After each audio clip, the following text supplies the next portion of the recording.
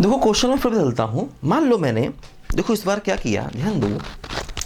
मान लो मैंने क्या किया कि रेड रेड और रेड, मैंने 3 आइडेंटिकल, है ना, रेड बॉल्स ले लिया, है ना।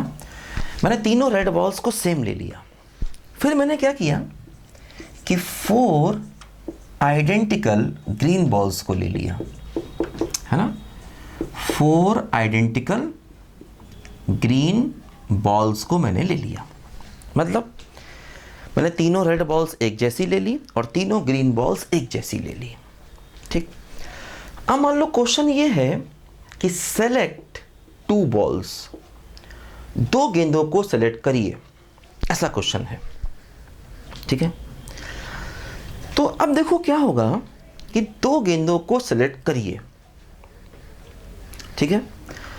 2 बॉल्स हमें सेलेक्ट करनी है, तो देखो क्या क्या हो सकता है। अब अगर दोनों रेड हो गई तो एक ही केस है, क्योंकि एक जैसी चीज़ों में से अगर आप सेलेक्ट करोगे तो एक ही तरीका होगा, इसमें कॉम्बिनेशन नहीं लगेगा। ये मैंने आपको पहले बताया भी था, है ना, कि 3 चीज़ें हैं एक जैसी, उसमें से 2 लोगे तो एक ही तरीका है, 3 लोगे तब भी एक ही तरीका है, 1 लोगे तब भी एक ही तरीका है। ये मैंने आपको बताया था, इसमें एनसीआर का फार्मूला काम नहीं करेगा। तो एक केस ये हुआ, या दोनों ग्रीन हो सकते हैं, एक केस ये हुआ, या एक रेड और एक ग्रीन हो सकते हैं, एक केस ये हुआ। तो 2 गेंदों को सिलेक्शन करने का आंसर हो गया 3। 1 वे 1 वे 1 वे, 1 + 1 + 1 आंसर क्या हो गया 3, ठीक। देखो यही सवाल हम ऐसे करते थे, आपको याद होगा कि कोफिशिएंट ऑफ x की पावर 2 इन, देखो ये चीज़ें एक जैसी हैं, तो इनमें से किसी को लोगे, कोई नहीं ली, या एक लिया या 2 लिया, है ना। हमें x की पावर 2 का कोफिशिएंट चाहिए होगा, 2 चीज़ें, है ना। तो या तो 0 लोगे या 1 लोगे या 2 लोगे। अब 3 नहीं ले सकते, तो x की पावर 3 पर लिखना बेकार है ना। x की पावर 3 को लिखना यहाँ से बेकार है, अगर आप लिख भी दोगे तो कोई फ़ायदा नहीं है उसका। हालांकि गेंदें 3 हैं, तो x की पावर 3 तक जाना बेकार है ना, क्योंकि आप या तो 0 लोगे या 1 लोगे या 2 लोगे या 3 लोगे, 3 लोगे बेकार है। चलो मान लो लिख भी लिया अगर। इसी प्रकार इधर भी या तो 0 लोगे या 1 लोगे या 2 लोगे, 2 तक लिखना चाहिए कायदे में, क्योंकि x की पावर 2 ही चाहिए। अब हम गेंदे 4 हैं, तो 3 4 भी लिख सकते हैं, लेकिन वो लिखना है बेकार एक तरीके से, क्योंकि x की पावर 2 का कोफिशिएंट चाहिए। तो इसको कोई फ़ायदा नहीं लिखने से, इसको लिखने से कोई फ़ायदा नहीं, है ना। ये केस मैं पहले करा भी चुका हूँ आपको कि ये चीज़ें एक जैसी हैं, ये एक जैसी हैं, है ना। तो इसमें से हमें 2 चीज़ें चाहिए, तो एक तो केस बना के कर लिया या कोफिशिएंट वाले मेथड से। अब देखो क्या हुआ, ये हुआ 1 + x + x², इसको छोड़ दो, और ये क्या हुआ बोलो, 1 + x + x²। अब इनको मल्टीप्लाई करो तो क्या होगा, देखो 1 + x + x², ठीक है, x + x² + x³ plus x² + x³ + x की पावर 4। अब देखो x² पे ध्यान दो, x² यहाँ है, यहाँ है, यहाँ है, तो x² का कोफिशिएंट क्या होगा, 3 होगा। वही देखो अपना आंसर था। तो x² का कोफिशिएंट कितना हो गया बोलो, 3। यही देखो अपने क्वेश्चन का आंसर है।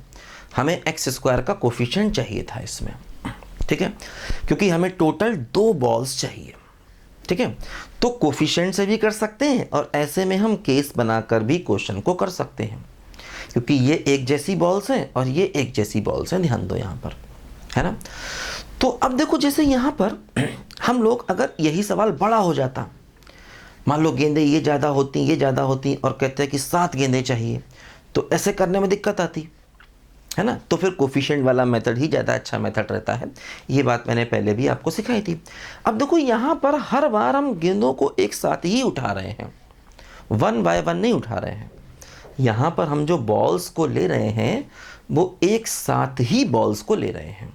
अब देखो क्वेश्चन मान लो ऐसा अगर होता, है ना, मान लो बॉल्स यही हैं, कहते सेलेक्ट, है ना, एटलीस्ट वन बॉल, कम से कम एक गेंद को सेलेक्ट करो। कौन सी करो नहीं पता, है ना, रेड करो ग्रीन करो हमको मतलब नहीं, कम से कम एक करो। तो कम से कम एक करने का मतलब टोटल बॉल्स मेरे पास 7 है, तो एक भी कर सकते हैं सेलेक्ट, 2 भी सेलेक्ट कर सकते हैं, 3 भी कर सकते हैं, 4 भी, 5 भी, 6 भी, 7 भी। तो अगर ऐसे केसेस बनाए तो बहुत समस्या हो जाएगी। जैसे हम कहेंगे 1 का सिलेक्शन, फिर 2 का सिलेक्शन, फिर 3 का, फिर 4 का, ऐसे सवाल को अलग अलग करेंगे, समस्या हो जाएगी। देखो ये क्वेश्चन ही मैंने आपको पहले कराया हुआ, ध्यान दो। अब मैं चीज़ों को एक साथ कंबाइन कर रहा हूँ कि सिलेक्शन में सब, मतलब देखो मैंने सारे केस आपको बताया कि सिलेक्शन में सवाल कैसे कैसे करना होता है ना। चीज़ों को मैं एक साथ कंबाइन करके बता रहा हूँ दोबारा, जैसे दिमाग में अच्छे से हमारे बैठ जाए, है ना। ये सब केसेस मैं करा चुका हूँ अलग अलग, अब चीज़ों को कंबाइन कर रहा हूँ मैं, जैसे दिमाग में हमारे अच्छे से बैठ जाए एक ही सवाल में क्या क्या हो सकता है। देखो ध्यान दो, अब जैसे उसने कहा कम से कम एक बॉल का सिलेक्शन करो, ठीक। तो देखो क्या हुआ, मैंने बताया था आपको इस क्वेश्चन को कैसे करना होता है। अगर ऐसे मान लो हमने कहा कम से कम एक बॉल, फिर कम से कम 2 बॉल, फिर 3 ball, 4 ball, 5 ball, 6 ball, 7 ball, तो ऐसे अलग अलग करेंगे, बहुत लंबा सवाल जाएगा। फिर मैंने कैसे बताया था, देखो जैसे ये तीनों बॉल एक जैसी हैं, इनमें से हम कोई ना लें तब भी एक केस, एक को लेंगे तब भी एक केस, 2 को लेंगे तब भी एक केस, और तीनों को लेंगे तब भी एक केस, है ना। जो तीनों बॉल्स एक जैसी हैं, कोई ना लें वन वे, एक बॉल को लेंगे तब भी एक केस, 2 को लेंगे तब भी एक केस, तीनों को लेंगे तब भी एक केस, इन 2, ठीक। अब हम यहां पर भी देखो किसी को ना लें तो एक केस, एक बॉल लेंगे तब भी एक केस, 2 बॉल लेंगे तब भी एक केस, 3 लेंगे तब भी एक केस, और 4 लेंगे तब भी एक केस। तो क्या हुआ, ये हो गया 4 × 5 20। लेकिन ध्यान दो, अब हमसे कहा गया कम से कम एक बॉल सेलेक्ट करो, तो टोटल आंसर 20 है, ये बात सही है ना। लेकिन अब इसमें एक केस वो भी है जिसमें आपने किसी भी गेंद को लिया नहीं। देखो जैसे आपने कहा 1 का मतलब कोई रेड बॉल नहीं, आपने कहा 1 कोई ग्रीन बॉल नहीं, तो मतलब आप कोई भी रेड नहीं ले रहे हैं, कोई भी ग्रीन नहीं ले रहे हैं, कुल मिलाकर के। तो कोई भी रेड ना लें, कोई भी ग्रीन ना लें, इसका एक ही केस है कुल मिला के, 2 नहीं है। जैसे ये मत समझना 1 यहाँ 1 यहाँ, तो कुल मिला के एक ही केस है। जैसे मान लो हमसे कहा जाए कि आपको कोई बॉल लेनी ही नहीं है, तो एक आंसर हो गया, है ना। हमसे कहा जाए कुल बॉल 7 है लेकिन कोई लेना ही नहीं, तो 1 आंसर हो गया। तो इसलिए इसमें से 1 को माइनस करेंगे तब हमें इस क्वेश्चन का आंसर मिलेगा कि एटलीस्ट 1 बॉल, कम से कम एक बॉल का, तब हमें आंसर मिलेगा, है ना। तो ये क्यों लगा रहे हैं, क्योंकि देखो बॉल्स यहां पर एक जैसी हैं, ये बात ध्यान दो, यहां पर बॉल्स एक जैसी हैं इसलिए इसको लगा रहे हैं, है ना। रेड भी एक जैसी है और ग्रीन भी एक जैसी है, इसलिए हम यहां पर ये केस लगा रहे हैं, ठीक है। अब जैसे मान लो अगर यहां पर थोड़ा मैं और क्वेश्चन को बदल दूं, जैसे मान लो हमसे कहा जाता कि फॉर एग्जाम्पल, अब मैं क्वेश्चन बदल देता हूं, मान लो ये रेड भी तीनों अलग अलग हैं, ठीक है, और ग्रीन भी चारों अलग अलग हैं, ऐसा है। रेड भी तीनों अलग अलग है, नंबरिंग कर दी, मतलब तीनों अलग अलग, ग्रीन भी चारों अलग अलग, और हमसे कहते कि कम से कम एक बॉल लो, हमसे कहते कि सेलेक्ट एटलीस्ट 1 बॉल।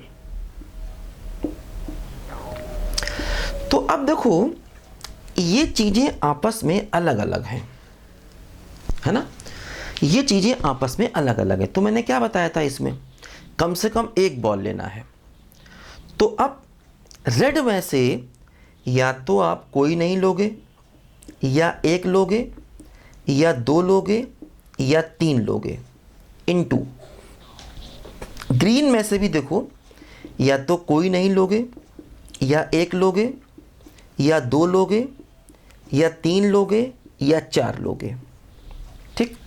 फिर ये बन जाता है, मालूम है क्या, ये बन जाता है ये वाला फार्मूला मैंने बताया था, NC0 NC1 से लेकर NCn तक ये हो जाता है 2n।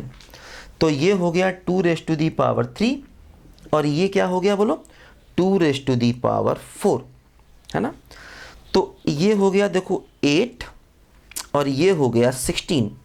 लेकिन अब इसमें एक केस वो भी शामिल है जिसमें से आपने कोई भी रेड नहीं लिया, कोई भी ग्रीन नहीं लिया, तो 1 माइनस करना पड़ेगा। 8 × 16 में से 1 माइनस करेंगे तो हमें क्वेश्चन का फाइनल आंसर मिलेगा, है ना। क्योंकि इसमें एक ये भी शामिल है कि आपने कोई भी बॉल नहीं लिया, ना तो कोई रेड लिया ना कोई ग्रीन लिया, तो 1 केस है। 1 केस पूरे में से माइनस करेंगे तो हमें क्वेश्चन का फाइनल आंसर मिलेगा, ठीक है। तो यहाँ पर देखो कम से कम एक बॉल, ठीक है, और ये मतलब तीनों रेड अलग है, तीनों ग्रीन भी अलग है। कम से कम एक रेड बॉल हमने यहाँ पर लिया, तो देखो हमें यहाँ पर इस क्वेश्चन का ऐसे आंसर मिला। कम से कम एक बॉल को लेने के तरीके, ठीक है। तीनों रेड में से कोई भी ना लें, 1 लें, 2 लें, 3 लें, 4 लें, ऐसा करके हम कर सकते हैं, ठीक है। कम से कम एक रेड बॉल लेने के तरीके ध्यान दो यहाँ पर, ठीक है। तो देखो यहाँ पर अब क्या हो रहा है कि कम से कम एक बॉल लेने के तरीके, तो 3 रेड हैं 4 ग्रीन हैं, तो हमने इनको ऐसे करके यहाँ पर कर दिया, ठीक है।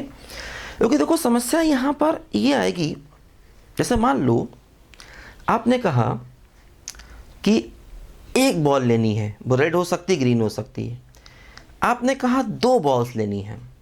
अब 2 बॉल्स में भी हो सकता दोनों रेड हो सकता एक रेड हो एक ग्रीन हो, है ना, या हो सकता है दोनों ग्रीन हो।